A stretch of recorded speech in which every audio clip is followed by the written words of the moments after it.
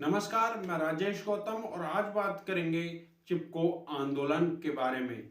चिपको आंदोलन क्या था और क्यों इसकी स्टार्टिंग हुई और कहाँ जाकर ये खत्म हुआ और चिपको आंदोलन से क्या क्या लाभ हुए और क्यों क्या गया चिपको आंदोलन। तो दोस्तों, हम सब जानते हैं कि चिपको आंदोलन एक पर्यावरण से संबंधित था और पर्यावरण हमारे सभी के जीवन में एक यानी कि वृक्ष और इतनी भी हरा भरा ये जंगल है, इस सभी के जीवन में खुशहाली लाता है। और आप सब लोग जानते होंगे कि हरे पेड़ पौधे ऑक्सीजन छोड़ते हैं और वो ऑक्सीजन सभी जीव जंतु उसे लेते हैं ऑक्सीजन, और ऑक्सीजन मुक्त करते हैं पौधे और कार्बन डाइऑक्साइड का को लेते हैं वो। हमारे पर्यावरण में, हमारे पूरे भूमंडल में वृक्षों का एक बहुत बड़ा काम है। अगर वृक्ष नहीं हो तो हमारे सारे जीवों का जीवन खत्म हो जाएगा, क्योंकि जब ऑक्सीजन लेवल कम हो जाएगा और ऑक्सीजन की हम लोगों को जरूरत पड़ती है सारे जीवों को, और जीवों के जीने के लिए ऑक्सीजन एक बहुत जरूरी गैस है। जैसे कि आज हम बात करते हैं चिपको आंदोलन के बारे में, कितने कितने वनों से और हमारी प्रकृति से और वनों यानी कि पेड़ पौधों से कितने कितने प्रेमी हुए, कितना कितना अपना प्यार जताया और वन बचवाए।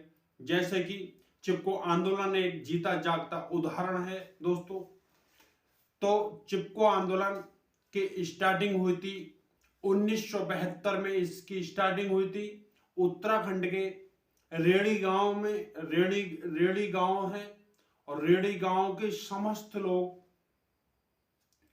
भूमि के समस्त लोग भूमि के मुआवजे की मांग कर रहे थे और वो गए हुए थे चमोली जिला में।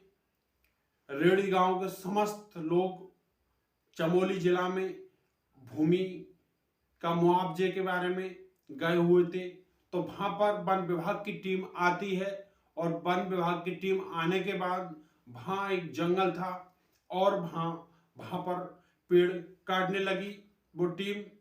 तो वहां के जो बच्चे थे और महिलाएं थी, सभी ने बढ़ चढ़कर हिस्सा लिया और जो वन थे या पेड़ थे, पेड़ों की जाकर लिपट गए पेड़ों पर और पेड़ों की चारों तरफ से घेराबंदी कर ली।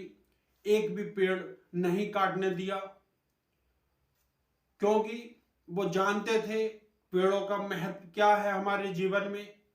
तो यही आगे चलकर इसी आंदोलन का चिपको आंदोलन नाम पड़ा और पूरे देश में इसका खूब प्रचलन हुआ और पूरे अखबार में, मीडिया में, हर जगह ये छाया। और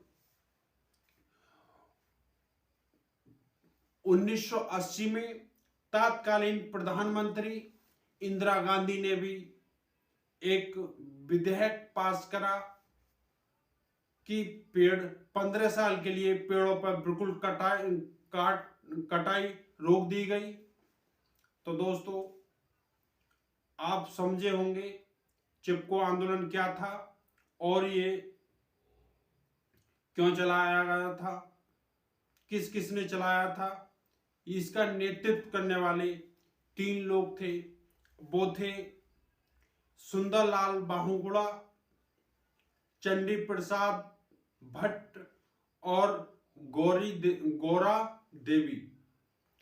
इन तीनों ने बढ़ चढ़कर हिस्सा लिया और सारे लोगों को संगठित किया। सब ने मिलकर एक आंदोलन करा और सभी ने वहां के पेड़ काटने से रुकवाए। तो पेड़ों का, वृक्षों का हमारे जीवन में, सारे जीव जंतुओं के जीवन में एक महत्वपूर्ण एक भूमिका है। जैसे कि हम सब लोग जानते हैं, गैर ऑक्सीजन के हम कोई भी जीवित नहीं रह सकते दोस्तों।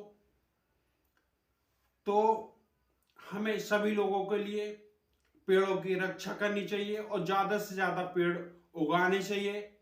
अगर एक पेड़ कटता है तो हमें 4 पेड़ लगाने चाहिए। और एक ऐसी प्रथा भी आनी चाहिए जैसे कि हर एक किसी के जीवन पे, जैसे कि बर्थडे होता है, तो हर एक मैं अपनी तरफ से एक पहल बता रहा हूं कि हर एक बर्थडे पर अगर हर एक शख्स 10 पौधा लगाएगा तो हमारे पृथ्वी पर पौधों की कमी नहीं रहेगी, ऑक्सीजन का लेवल भी गिरेगा नहीं और सही रहेगा। तो दोस्तों, आप लोग कमेंट्स करके बताना कि आप भी ये करते हैं या नहीं करते हैं, या पेड़ों की कटाई होती है तो आपको दुख होता है या नहीं होता है। तो इसी बात को आगे बढ़ाते हुए एक छोटी सी शायरी है पेड़ों की कटाई के बारे में। जब उसी टाइम पे जब पेड़ों की कटाई चल रही थी तो एक कवि हुए, उन्होंने ये छोटी सी 2 लाइनें लिखी हैं, वही मैं आपके सामने पेश कर रहा हूं। जंगल जंगल ढूंढ रहा है, जंगल जंगल ढूंढ रहा है मृग अपनी कस्तूरी को। जंगल जंगल ढूंढ रहा है मृग अपनी कस्तूरी को। कितना मुश्किल है तय करना, कितना मुश्किल है तय करना खुद से खुद की दूरी को। दोस्तों, इस पंक्ति में क्या कुछ नहीं कहा है, बहुत कुछ कह दिया, सिर्फ और सिर्फ हमारे समझने की देरी है। तो हमें सब लोगों को एक संकल्प लेना चाहिए कि हम पेड़ गैर फालतू में या फिर गैर नुकसान के, अगर पेड़ को खत्म नहीं करना चाहिए और हमें ज्यादा से ज्यादा पेड़ लगाने चाहिए। क्योंकि अगर हमारा वातावरण शुद्ध होगा और हमें ऑक्सीजन भी शुद्ध मिलेगी फिर, और जो इतने भी जीव जंतु हैं सभी के लिए जीने के लिए एक ऑक्सीजन की जरूरत पड़ती है।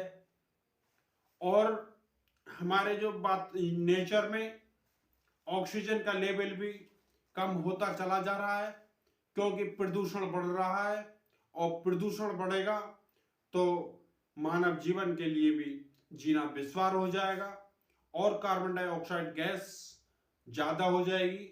जब कार्बन डाइऑक्साइड गैस का लेवल ज्यादा हो जाएगा तो शुद्ध ऑक्सीजन नहीं मिल पाएगी और मानव जीवन के लिए एक बहुत बड़ी समस्या हो जाएगी। तो दोस्तों, अगर ये हमने अभी बताया चिपको आंदोलन के बारे में, अगर चिपको आंदोलन समझ में आया हो सही से तो कमेंट्स बॉक्स में जरूर बताना। मैं उम्मीद करता हूं आप लोग समझ गए होंगे क्या था चिपको आंदोलन। अगर आप लोग कंपटीशन की तैयारी कर रहे हैं तब भी ये चिपको आंदोलन आ सकता है। अगर 12th में हैं या फिर बीएससी वगैरह कर रहे हैं या फिर बीए वगैरह कर रहे हैं, ये उसमें भी चिपको आंदोलन है। तो इसीलिए दोस्तों मैंने आप सबको चिपको आंदोलन के बारे में बताया। आप समझ ही गए होंगे इसमें मेन पॉइंट हैं, यानी कि चिपको आंदोलन स्टार्ट हुआ 1972 में स्टार्टिंग हुई इसकी, और 1973 में जाते जाते ये विस्तार लेने लगा और धीरे धीरे पूरे भारत में चिपको आंदोलन फैल गया और इसने ख्याति प्राप्त की। उस टाइम पे काफी व्याख्यात हुआ ये आंदोलन और हर जगह इसकी चर्चाएं होने लगी क्योंकि वहां के जो प्रेमी थे, वृक्ष प्रेमी थे, दोस्तों अनुमान लगाइए कि अगर वृक्ष प्रेमी जब वहां के वृक्ष काट रहे थे, जो ठेकेदार लोग काट रहे थे, वन विभाग के कर्मचारी काट रहे थे, तो वहां के रेडी गांव के समस्त महिलाएं और बच्चे जाकर प्रत्येक पेड़ की यानी कि लिपट गए पेड़ों पर और चारों तरफ से पेड़ों की घेराबंदी कर ली, एक भी पेड़ नहीं काटने दिया। तो दोस्तों अगर हमारा ये चिपको आंदोलन अगर समझ में आया हो तो कमेंट्स बॉक्स में जरूर बताना।